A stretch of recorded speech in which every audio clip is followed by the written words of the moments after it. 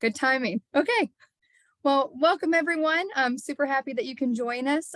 We are from the University of North Carolina, Asheville. My name's Carrie. I'm on the admissions financial aid team, and we're here tonight to talk to you about financial aid.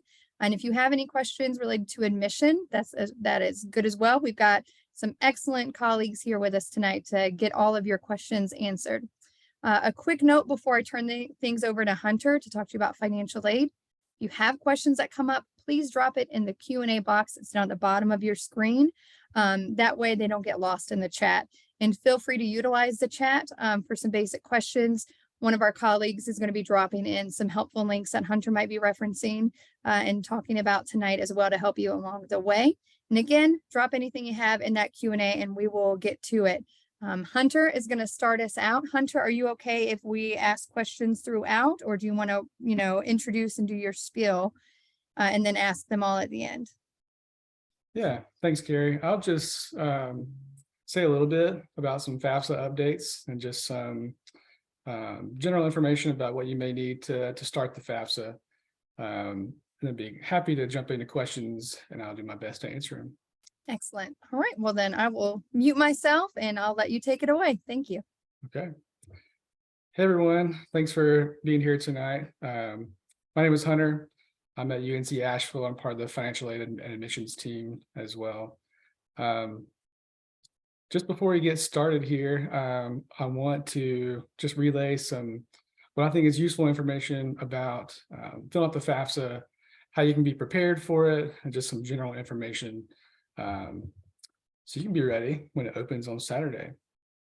So the FAFSA application is going to open on Saturday. It's going to open at 1:30 a.m. on Saturday morning. You may need a few things before you jump into the FAFSA.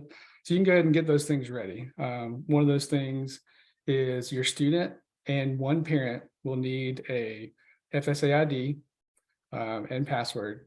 You'll set that up at fsaid.gov. It's going to be down, the website's going to be down tomorrow because it's going to be overloaded on Saturday. So just keep that in mind. So you can do that tonight. Go ahead and do it tonight. If you've already got one, great. But one student, your student and one parent will need an FSA ID and password.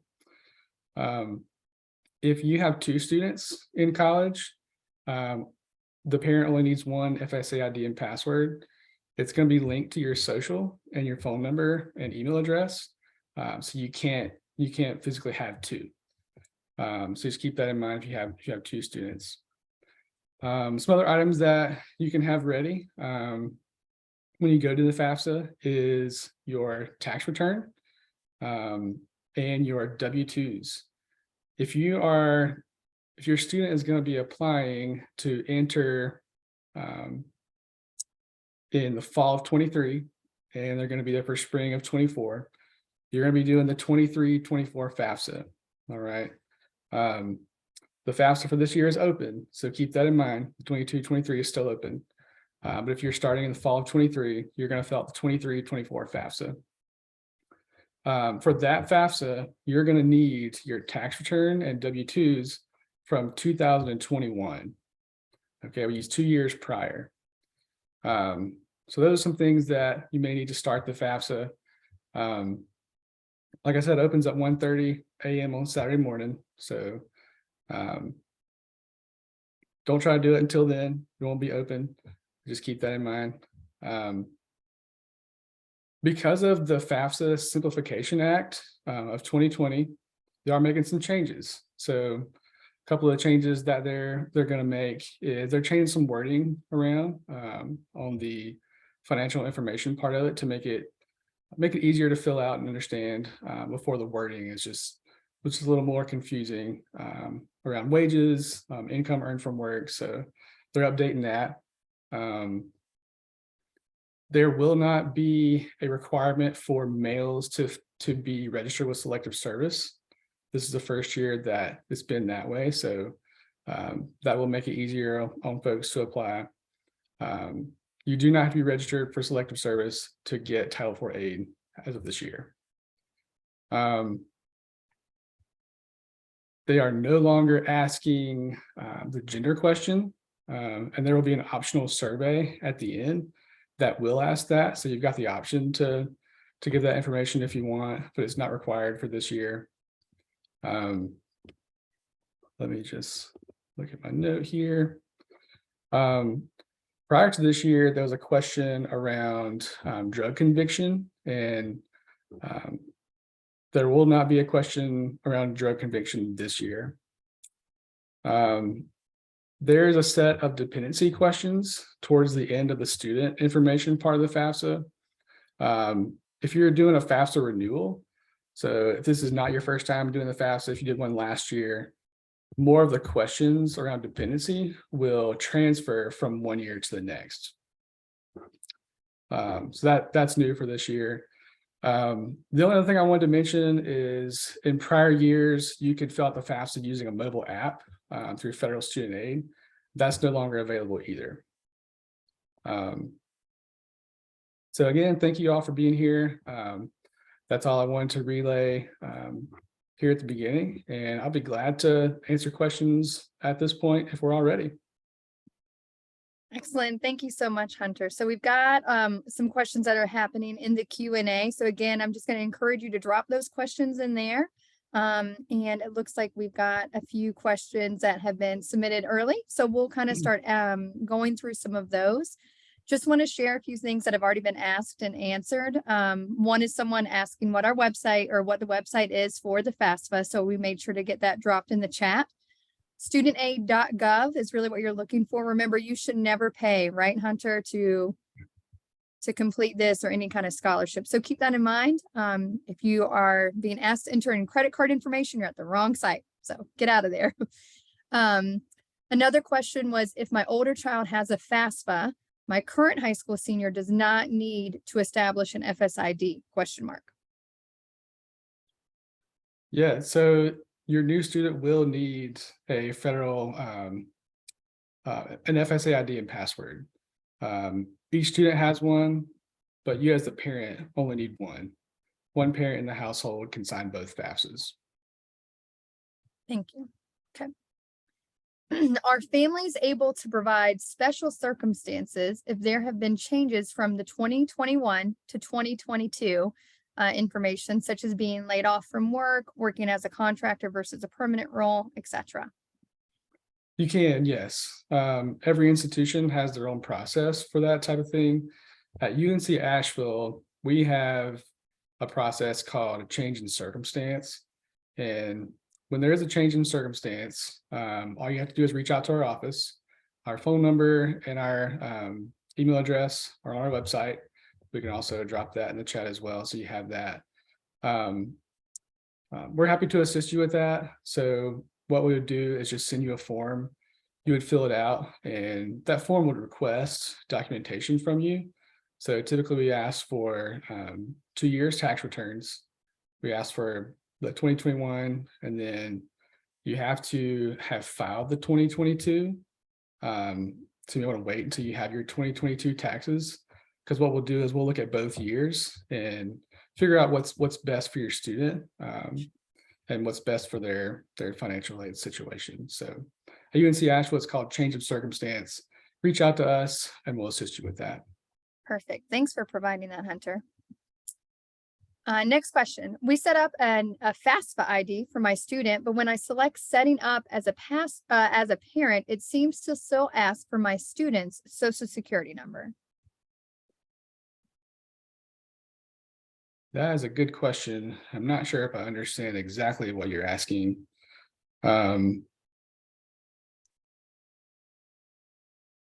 So whenever the parent, what parent information is needed whenever they're setting up their own FSA ID? They just need their own information, right? Right. So you'll need your social security number. You'll need a personal email address, and you'll need a phone number. It's probably going to ask address and some basic information like that. But the phone number and the email address and the social are very important to use your own, because it's going to ask for a code. It's going to verify your email address and your phone number. So it's going to send you a text. It's going to send you an email to verify. You'll have to log into your email, click on the link in the email to verify your email with federal student aid.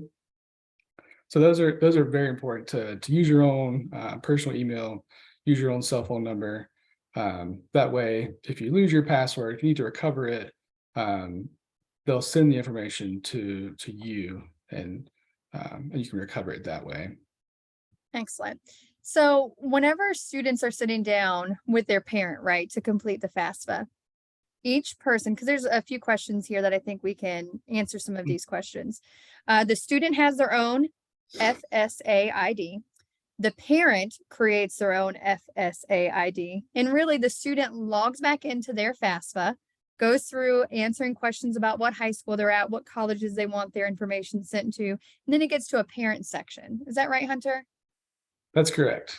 So, and during that, yeah, talk to us about that a little bit. Yeah. So to start out, the student is going to log in to the FAFSA. They're going to fill out their information. They're going to create a save key. It's a 4-digit number in case they have to come back to the website into the FAFSA. They'll fill out their information. They'll fill out their financial information. Then it's going to ask for parent information, parent financials, and the parent will not need their FSA ID until they go to sign the FAFSA at the very end. So when the student's logged in, they get all the way to the end. The student will sign the FAFSA just by clicking a box. Then it's going to ask for a parent signature. For the parent signature, the parent will use their FSA ID and password. They'll put it in at the end there, and then that'll be their signature for the FAFSA. There are some instances where if the parent doesn't have an FSA ID, or they can't set one up because they don't have a social, or if they're not a citizen, there's a different process for signing the FAFSA. So I'll go through that real quick while we're on the topic. That would be great. When you get to the end there, and it asks for a parent signature, if you don't have one, there should be a link there that says print signature page. You're going to print that page and sign it by hand with a pen. And then you can either send that to your institution, or you can send it to federal student aid. It'll have the address right there on the page. It also has a barcode. So it has a barcode. That's how you know you've gotten the right page. Make sure you sign it, send it in, and that can be your signature as well. That's good information to share out. Thank you. All right, another question. For divorced parents, okay, so student with divorced parents, for 2023-2024, is the parent who should fill out the FAFSA, like sign off on the student's information, should that be the parent with whom the child spent the majority of the previous 12 months? If so, is that measured from October 1st or from the date that the FAFSA is filed? So you want to use the 12 months prior to the day the FAFSA is filed. And the rule is 50%. So if you spend more than 50% of the time with one parent, or they provide more than 50% of the support for that 12-month period, use that parent. And will they have to present information for tax information for both their parents, even if they have split up? No. So if you spend 51% with one parent, you'll only use them on the FAFSA, and only use that household in the FAFSA. When the FAFSA asks questions about how many's in your household and how many's in college. So you do not have to enter financial information for both parents if you're filing your FAFSA like that. Okay, excellent. Good information there too, Hunter. I understand additional FAFSA Simplification Act changes will go into effect for 2024-2025. They were delayed by Congress for 1 year. Are those changes likely to be delayed again, in your opinion? We don't really know until that year, right? So they implement changes, at a slower pace. So we don't really know, that's something we find out right before it happens. And often it's public information as well. So we're getting the information as you all have access to it as well. So we just keep an eye on things. We monitor we have a national financial aid administrators organization, and they're really good at pointing that stuff out. So we don't really know until you guys do. Okay. That was an interesting one. I'm curious about what those changes are, but that will be for another topic, because today we're really just focusing on how to help you as our students or potential applicants get those FAFSAs in and answer those questions. So please make sure you're dropping those into the Q&A that's at the bottom of the screen. We've answered quite a few. Would love to answer some more for you. I'm going to go over to some questions that were submitted with registrants whenever you signed up for this virtual event. And so we're going to do a few that are FAFSA, and then I'm going to give Hunter a break, and I'm going to tap in Ryan in just a minute to ask some questions related to admission. But we'll definitely come back over and can kind of swap out between the two. Can I use my FAFSA to apply to other financial aid options? And can you speak to those that we have here at UNC Asheville? Yeah, that's a good question. So here at UNC Asheville, your FAFSA is your application for Title IV aid, right? So it's your application for federal grants, for state grants, and institutional grants. It's also your application for loans and some scholarships that are need-based. We'll use your FAFSA for that as well. You're looking at types of aid like Pell grants, supplemental education opportunity grant, UNC need-based grant, UNC Asheville academic grant. Every institution has their own need-based funds. So we're kind of the same way. But your FAFSA, the state uses your FAFSA as well. So when you're doing your FAFSA and you do your scholarship application, that's going to cover everything at most institutions, especially North Carolina. Excellent. Some other things related to FAFSA specific to dates. When is the last date to apply for the FAFSA? I know we have a priority date. Is that right? I might be speaking out of turn on that one. Yeah, it's typically January 1st. Sometimes we set priority dates because funds like institutional funds and state grants are first come, first served. So the best thing you can do is get your FAFSA in early. That way you're one of the first to be awarded. So that's why we have a priority deadline. The best thing to do is get it in as soon as you can. And then, of course, apply for admission, because you won't be awarded until you've been accepted to UNC Asheville. So keep that in mind.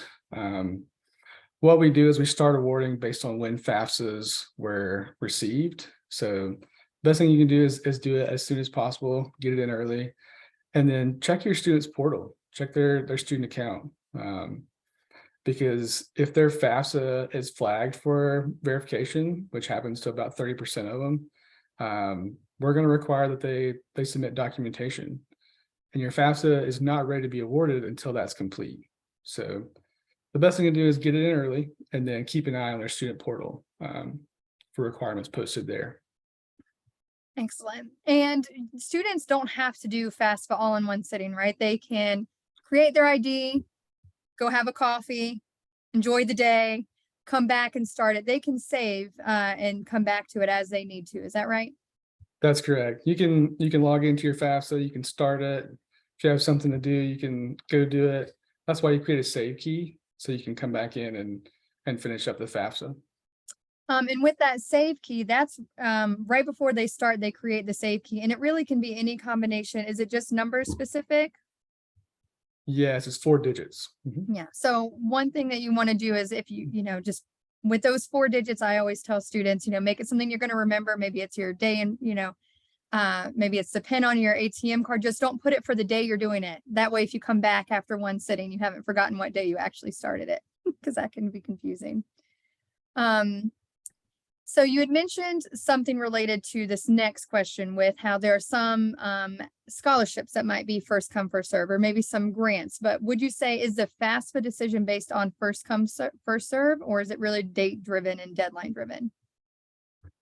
There are some federal grants that are first come, first serve. If you're eligible for Pell Grant, it's going to be there. It's not first come, first serve. It's going to be there no matter when you apply for it. And going back to the one before, I forgot to mention that the only deadline that you're working on with the FAFSA is if you plan to use the FAFSA to pay your bill at your institution, you need to do it at least a month before that to make sure you got your requirements done, you've been awarded, and it has time to apply to your bill. So that's really the only deadline you're working on. We can award you into the academic year. But I always encourage folks to get it in early. And by early, I mean before Christmas, because it opens October 1st. And generally what happens is Thanksgiving hits and you're with your family, you forget about it, it's not on your mind. Christmas hits, the New Year's hits, and we start awarding in February. So I always encourage folks to get it in as soon as they can before Christmas.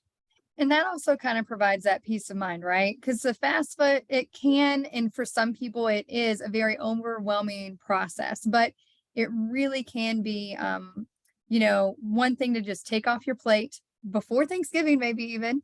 And that way it's just one less thing to worry about down the line. And then you can just be focusing on what schools you want to attend, hopefully us, or where you want to stay and things like that. I'm going to jump correct. in here. Absolutely. Sorry, I'll jump in here really quickly because we had another Ryan. question similar to this. Mhm. Hi, everybody. My name is Ryan Walsh. I'm on the admissions side of the admission and financial aid team. A smart question. Again, acknowledging that you got two different applications you're working with here, a financial aid application and an admission application. So a smart question. What if my student applies, submits their FAFSA early, but their actual application in terms of the additional materials like a transcript and recommendations, what if those take longer to come in and therefore their admission application doesn't complete until much later than they submit the FAFSA? The good news here, as Hunter just acknowledged, is that there are competing timelines here. Here we are telling you that we want you to get that application for financial aid in as soon as possible, because ultimately, if you know that you're going to need financial aid, make that a first priority. Get that done and over with. That is a totally separate timeline from your admission application. Your admission application does need to be generally complete by our deadline. So for the vast majority of our students at UNC Asheville, that's a regular decision deadline of February 1st. So you have ample time to continue to work towards completing your admission application, and that will not be the date or time that defines when you start to be packaged for financial aid. So as Hunter said, the date that you submit your FAFSA ends up being kind of where you sit in the queue for that process. And eventually that financial aid application will get matched with your admission application when we say yes, and we start to package you later on in the year. So again, two separate timelines. Completing one does not necessarily mean the other one is held up. But when we get to a point of making final decisions, we want to have a full and complete admission and financial aid application. Great question. Ryan, come back. We're going to give Hunter just a quick break and we're going to ask another question. We're curious about UNC Asheville's admission process, specifically the lack of an early action option and what percentage of students are admitted early decision. Thanks. Good question. So one of the cool things about UNC Asheville is that we are intentionally small. So we do keep our class sizes small, we keep our community small, so that way we have ample opportunity for intentional engagement. And because within the UNC system, we are a little bit more unique in terms of that type of culture, we know that we end up being a top choice for a select number of students. And so early decision for us is really meant to support the student's choice. If you are able to know that we are a place that you want to be as your top choice, early decision allows a student to say, yeah, I'm going to apply, get that decision, and know that I'm good to go. However, we also know that financial considerations are a huge part of the college process, and early decision can limit some folks feeling like they don't have the opportunity to make that choice early because they need to see a financial aid package. If you are somebody who's considering early decision, we welcome you to reach out to our either admission or financial aid teams to just ask about estimating cost and understanding what you might be able to consider for a year here at UNCA, but do not feel pressured to apply early decision if you don't want to have that financial conversation application without some solid and hard numbers.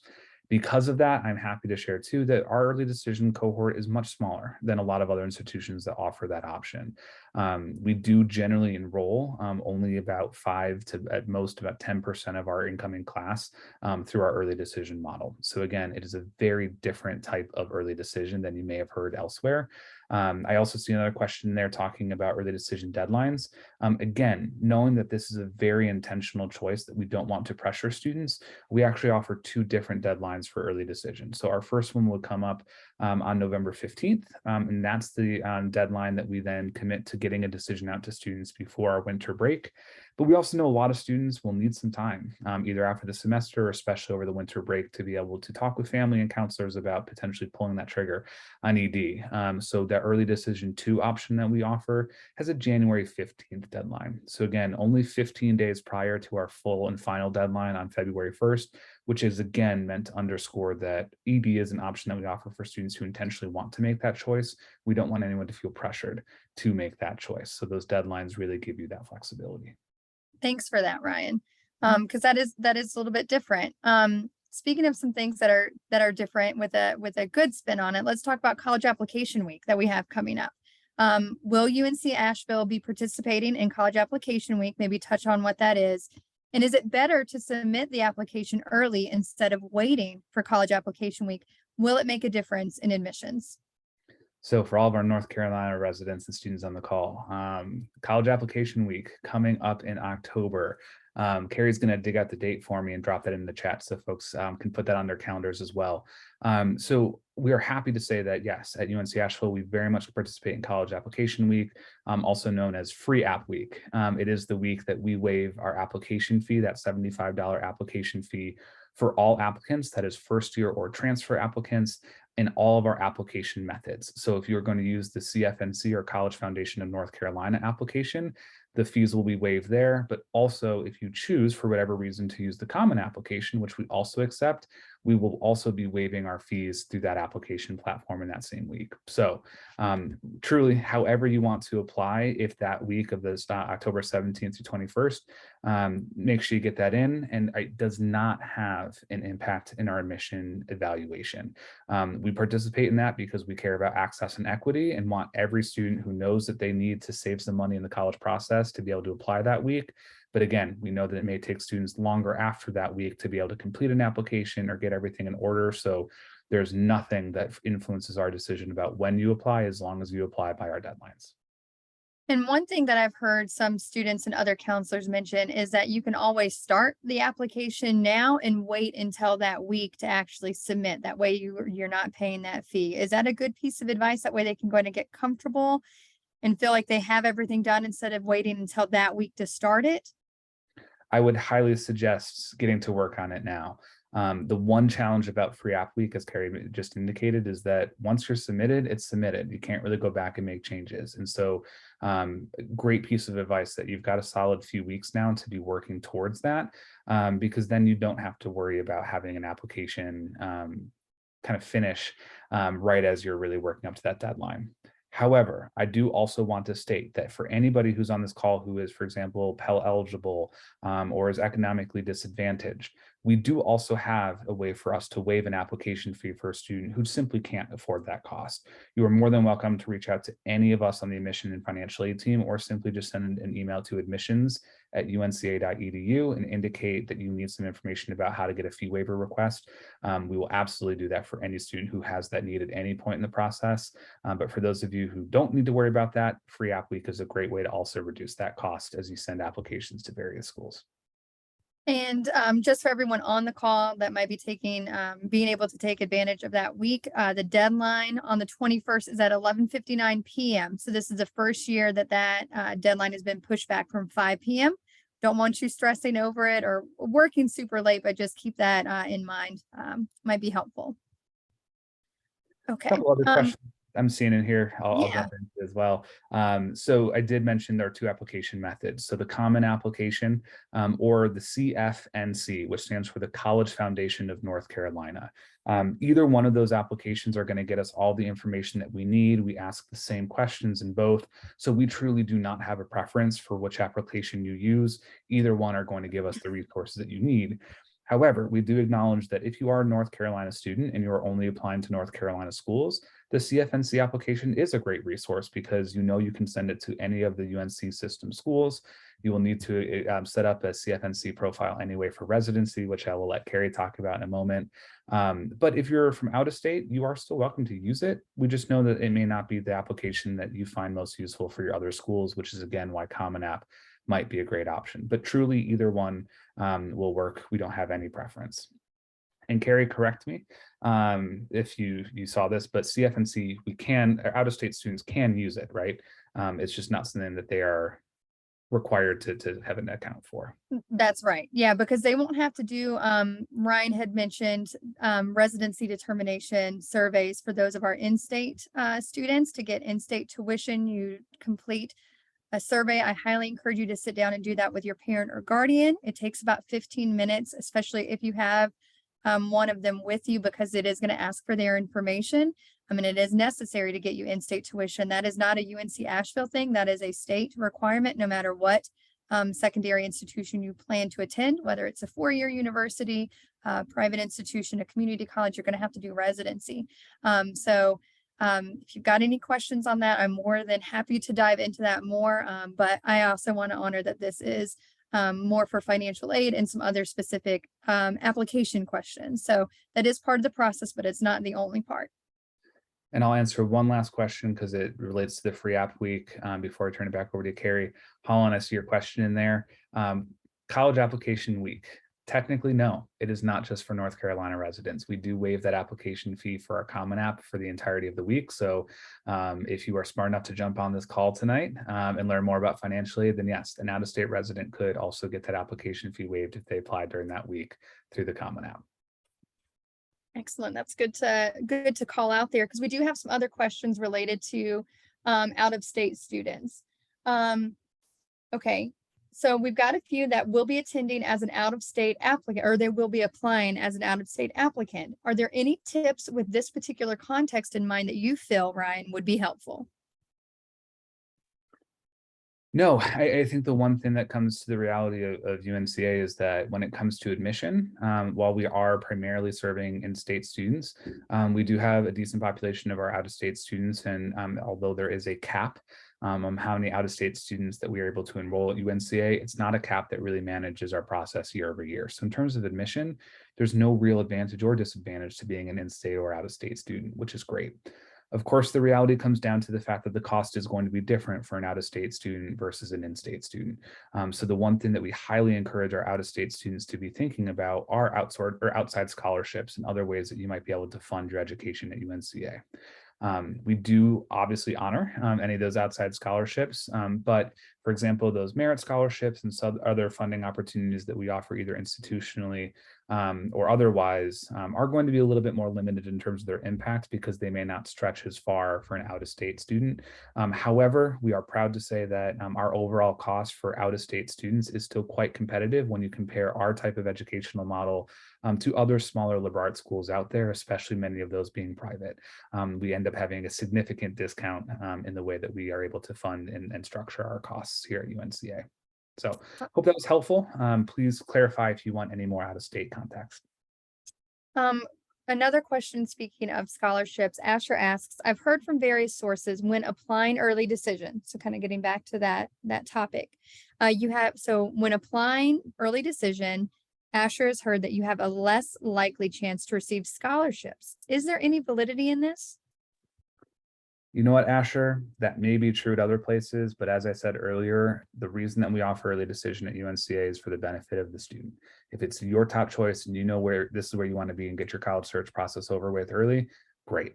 That's the benefit.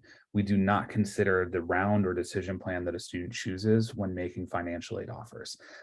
Anybody is considered regardless of how you choose to apply. So we're not trying to complicate the game here at UNCA. Early decision or regular decision, you're going to be eligible for all of the same funding opportunities. Question.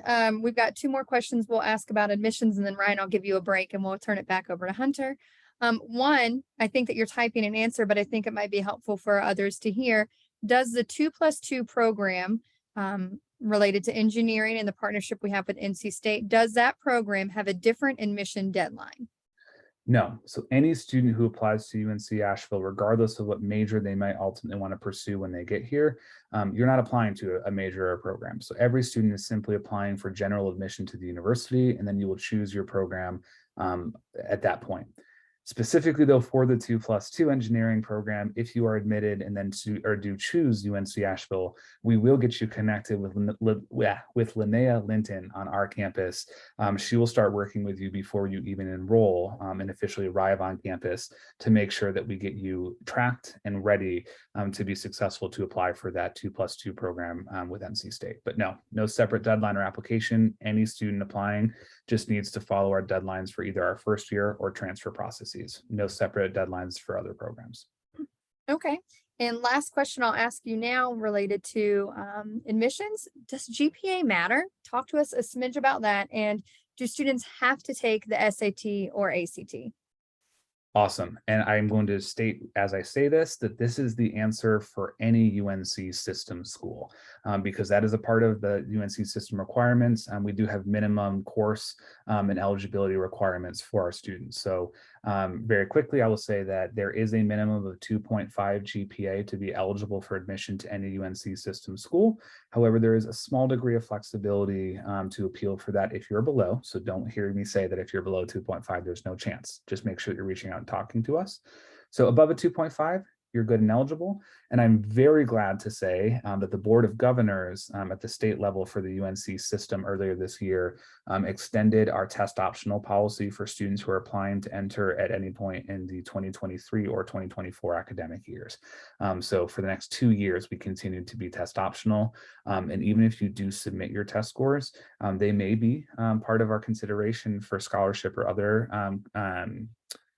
funding opportunities, but generally speaking, our test scores are a very, very small part of our consideration for eligibility for admission. Generally speaking, when it comes to test scores, that is 4 hours of performance one day versus your transcript, which is 4 years worth of work. It's a no-brainer that we're going to want to consider what you've done every day over 4 years, as opposed to one test for 4 hours.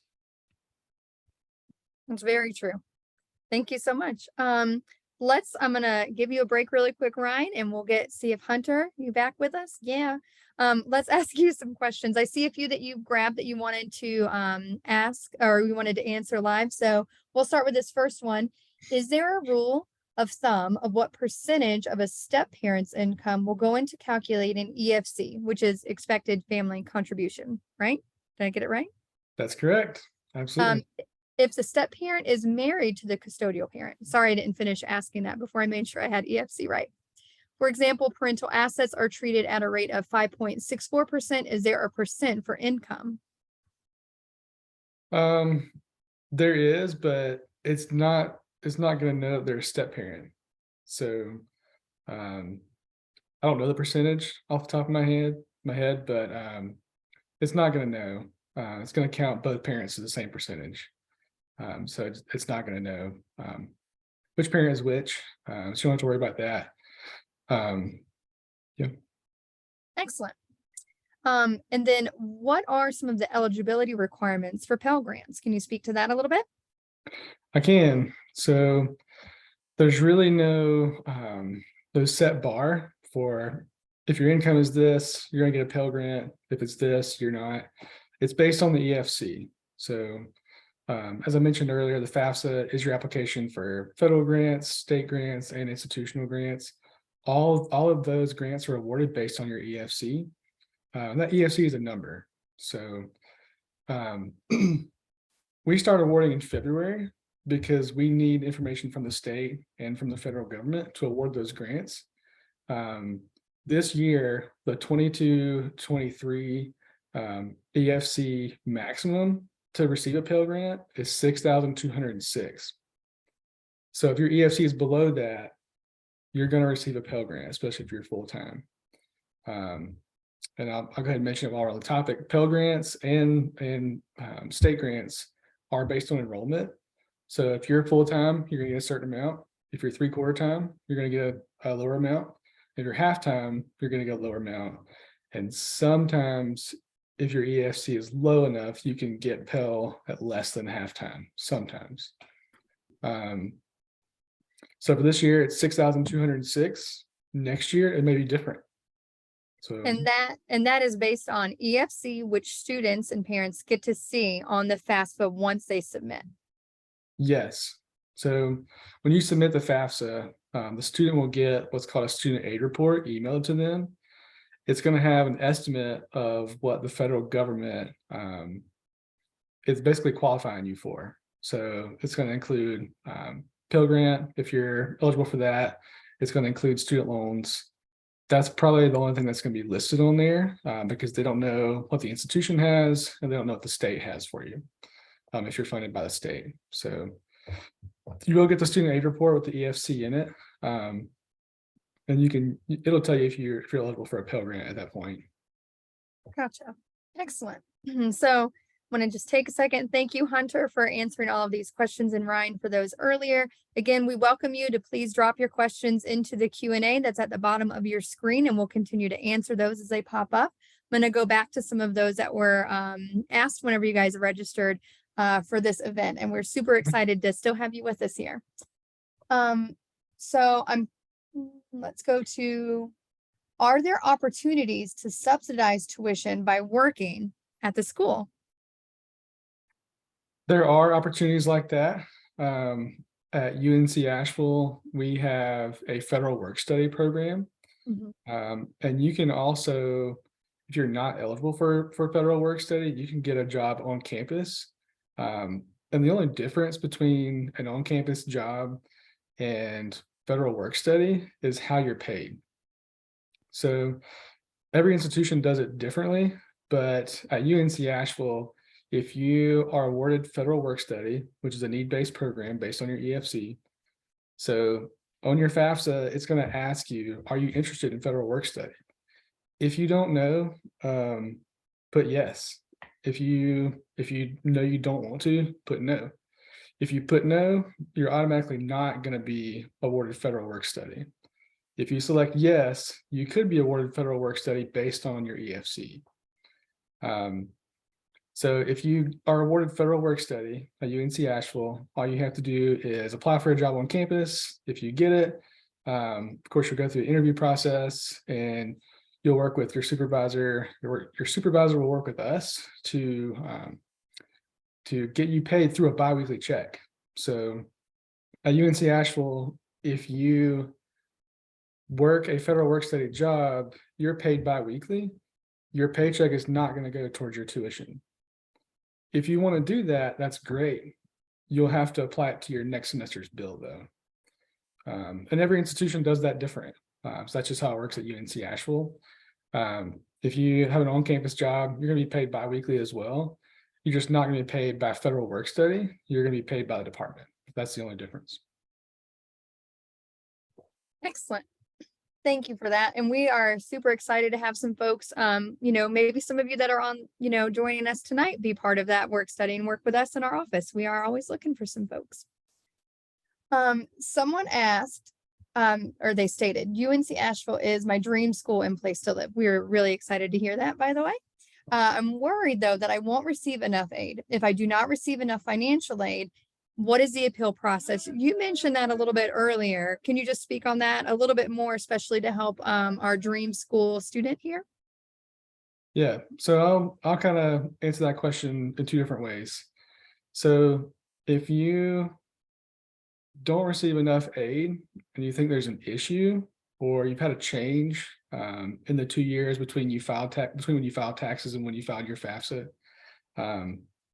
just reach out to our office and we'd be glad to help you through that process. So what we would need you to do is send in documentation of what the change was. If it's going to help you, we'll update your FAFSA and then we'll award you appropriately. So we only do that, though, if there is a change. If there's been no change and you've been awarded everything you're eligible for, then we need to look at other options. Because we can't change your FAFSA if there's been no change between the 2 years when you filed your taxes and when you filed your FAFSA. So one way to set yourself up for success is to apply to admission early, be accepted to your FAFSA early. If you're in state, that puts you in the running for state grants, institutional grants, federal grants, everything that's first come, first serve. That's the best way that you can ensure you're setting yourself up for success as far as getting enough aid. The other thing is finding out how you can apply for scholarships. So every institution's different. At UNC Asheville, we try to make it easy on you. So we have a general application that you get access to after you're accepted. We'll send you an email saying, hey, it's in your account. You log into your student portal. You spend about an hour filling it out. It's very detailed because the donors that we have at UNC Asheville are requesting a specific student. So they may say, hey, we've got this money we'd like to award to students that are from Jackson County or Haywood County or Buncombe County. So the scholarship application is going to ask you specific questions about that. And that's because the donors are requesting that. So that general application puts you in the running for all the scholarships that we have from UNC Asheville donors. So we try to make it easy in that sense. Of course, you should be applying for outside scholarships starting this fall, because all those deadlines are going to come up probably in the spring of next year before you start. So they can award that to you, they can get you the money, and it can pay your bill by August. So start that process now. One of the best things that you can do is apply for as many scholarships as you can, get on the databases like fastweb.com, scholarships.com. CFNC.org has payment option or, some plan, to pay options. Absolutely. There's a search engine on there as well. If you're in state, you should definitely check out CFNC.org. There's scholarships like the Golden Leaf that are renewable every year. So you only have to apply for it once. Those are all good places to start. Start a spreadsheet so you know when you're supposed to hear back. If you've already heard back, mark it on there so you know. Another good tip for applying for a lot of scholarships is if you apply for one, that's $250 for the semester, and it requires an essay. Go ahead and do that because most students aren't going to do that. That's going to make your pool really small. Then you can take that essay, put it in a Word document, save it for the next one. The next question's probably going to be fairly similar, but you can adapt your essay based on that, save that one too. So you essentially got a database of essay questions, and you got an Excel spreadsheet with all your scholarships tracked in there. I love that. That's a really great tip. And I can't echo that enough. I used to teach high school seniors, and I can't tell you the amount of times that scholarships just went unawarded, for lack of a better word, because people just weren't applying. They saw the essay, they got worried, they decided it wasn't for them. So talk to us about those students, though, that maybe they don't qualify for financial aid or financial assistance. And this speaks to Lorna's question. Talk to us, is there a payment plan available at UNCA? There is. So our student accounts office manages a payment plan. And what it does is it breaks your bill up 4 or 5 ways. So you can make monthly payments on your bill.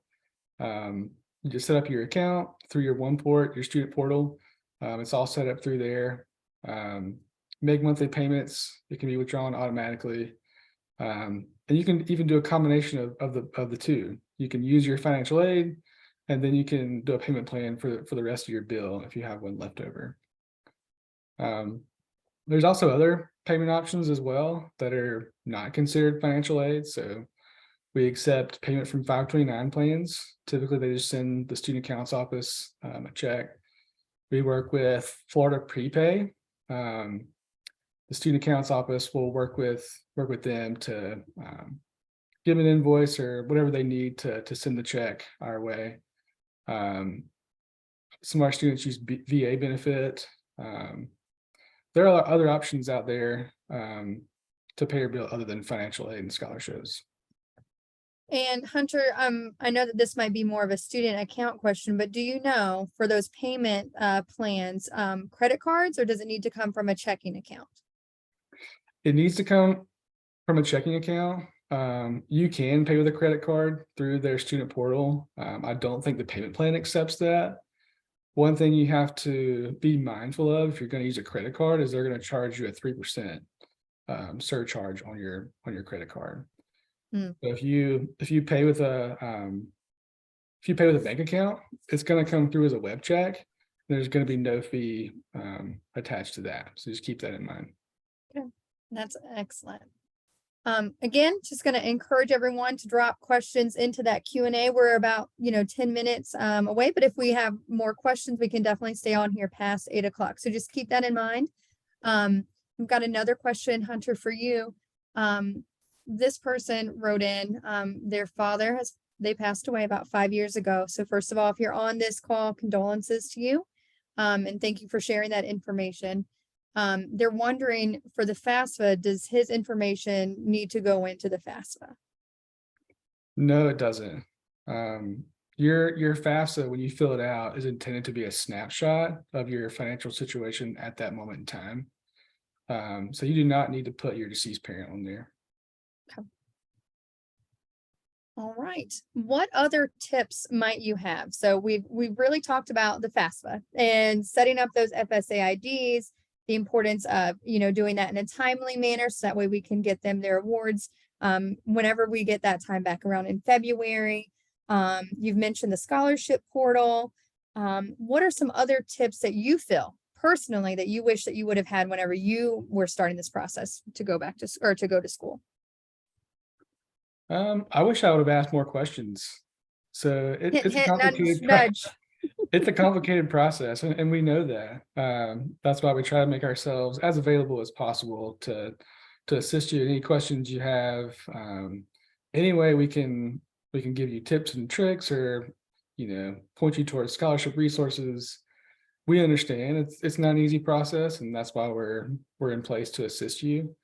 Really, it's about doing things ahead of time, being on the ball, applying for scholarships, asking questions like, oh, I work for a huge employer, a huge company. Does my company provide tuition assistance? McDonald's does. Chick-fil-A has a big scholarship program. So it's really about asking the right questions. Call your financial aid office at your institution. They can point you in the right direction. They can help you fill out the FAFSA. So we always encourage folks to start the FAFSA, get as far as you can, save it if you're not working during business hours, and call us during business hours with your laptop. You can come into the office and we can help you that way. We can help you fill out your FAFSA that way. Or we can set up a Google Meet during the day where you can share your screen. We can help you fill out your FAFSA virtually as well. But it's really about asking the right questions, starting early, doing your FAFSA early, checking your student account. I can't stress that enough. Have your student check their account, check their email weekly, if not daily. That's a very important tip. And speaking of email, Hunter, whenever students create their FSA ID, they have to put in their phone number and their email, right? Right. Got a feeling you got a good tip related to that. Do we want them to use a personal email or their high school email? Use your personal email. Students, use your personal email when you're setting up your FSA ID and password. Eventually, you're going to lose access to your high school email, and you won't be able to recover your FSA ID that way. Some folks even set up a separate Gmail account or a separate email account just for applying for colleges and applying for scholarships, because your inbox will get bombarded. So that's what some folks do. Just make sure you're using a personal email address, and parents as well when you're doing FSA ID and password. Yeah, that is excellent. One thing that I just thought about as well in terms of scholarship searches, you've listed off a few websites, right? FastWeb, you said. We made sure to call out CFNC. Did you include another one, maybe some local organizations? I know you've spoken to me about that before, about going to local organizations in folks' communities. Yes, that's a good option. I don't know of any links or anything like that we can send you, because at that point, when you're applying for scholarships from your local organizations, it's about putting the footwork. It's about calling that organization and speaking to someone at the front desk saying, "Hey, do you have a scholarship? How do I apply for it?" You want to check your civic organizations like Lions Club, Key Club, Civitans, Kiwanis. Explore all those options because a lot of those have scholarships. If you go to a church, ask your church, say, "Hey, my student has 4.0 GPA in high school. Played sports. They had a leadership opportunity during high school. They were the president of a club. Would you consider funding part of their tuition?" Because churches don't really have scholarships. Most churches don't have them, but we get checks from churches all the time where they've funded a student. So ask, apply, check your databases, check your websites, call your institution, ask what their scholarship process is. So do they have a general application? Do they have merit-based? Do they have need-based? Just explore all the options, and students make it your part-time job. And I will also say that if you are in high school or recently separated from the high school, check your high school counselors' web pages, or those that are in the county. Like the school that I worked at, our counselors are really good about putting scholarships up, as was another school in the county. So sometimes I would encourage my students, my seniors, to go check out that other school's counselor webpage, because you might qualify for some of those as well. So definitely lean on those resources, and some of your teachers at your high schools. If you're a high school student, talk to them, because they've been through this process as well. So they might have some good conversation and some good tips for you too. Yeah, and a lot of folks don't know about Sallie Mae scholarship program. They're a huge private loan company, but they have a scholarship that's essentially a lottery. So all you have to do is put your name in the hat, and it's $1,000 for the year. Wow. Okay. Not just for loans at Sallie Mae. Good to know. Quick tip. Yeah. So our a question came through. Are scholarships stackable at UNC Asheville? Meaning, will it reduce your financial aid? Typically, no. You mean no, they're not stackable, or no, it won't reduce your financial aid? Just to clarify. typically, no, it won't reduce your financial aid. There are situations where it can, but I wouldn't think about that at this point. If you've gotten to that point, you've got enough to cover your bill and then some. That's a good place to be. Don't hesitate to apply for scholarships. Don't hold back. If you get a scholarship, let us know. Send the award letter. That way we can get it on your award package, so you can see it, and you can do the math and subtract it from your bill. That way you get a good idea of what your net cost looks like at UNCA. Yeah, good stuff. Okay. Other questions? We're coming up on the 8 o'clock hour. We do have one other question that we had not gotten to from our. I have a kid knocking at my door. Sorry. And that was, I'm not currently taking any college classes this semester, so this is more for admission. However, I will be next semester. Should I go ahead and fill out the information involving college classes? So this one, again, not for financial aid. Sorry, Hunter. But maybe there'll be a few more that come through in the chat. This one really is more for Ryan. Again, the question is, I'm currently not taking college classes this fall semester. However, I will be next semester. Should I go ahead and fill out the information on my application involving those future college classes? So to translate, I'm reading it that you're currently not enrolled for the fall 2022 semester, but you would be enrolled for classes in the spring 2023 semester, which to us means that the earliest you could be applying for admission would be for the fall 2023 semester. So in that case, you would be waiting to apply while you're in courses this current spring, because you would then list your spring 2023 courses in that application with an application deadline of April 15th, by the way.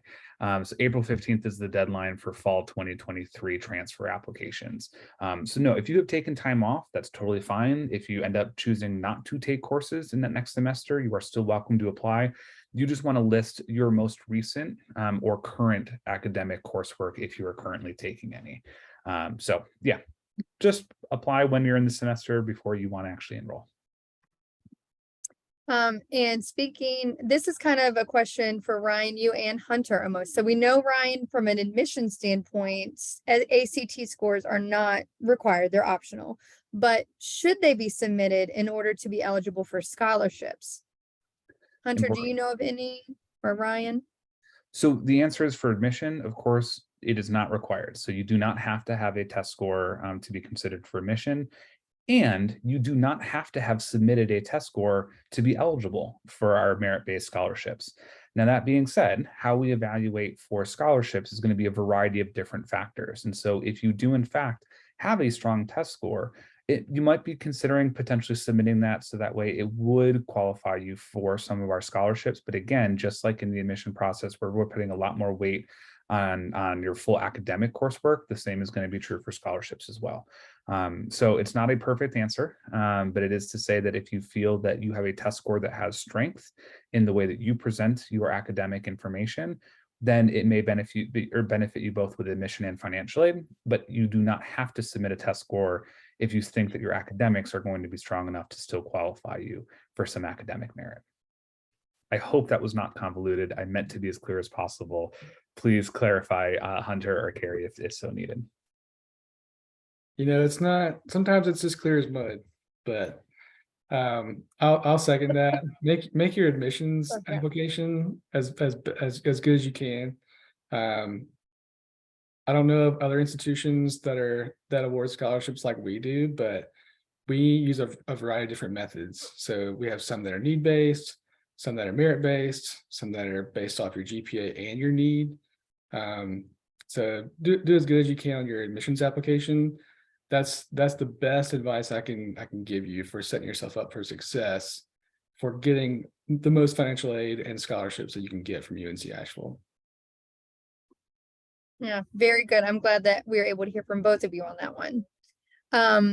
So Lily asks the question, what is considered a strong test score? Ryan, you are muted if you're about to give a nice answer. I just want to preface that. No, you're totally fine. I'm going to look. I apologize, Lily. I do not have on the top of my head right now.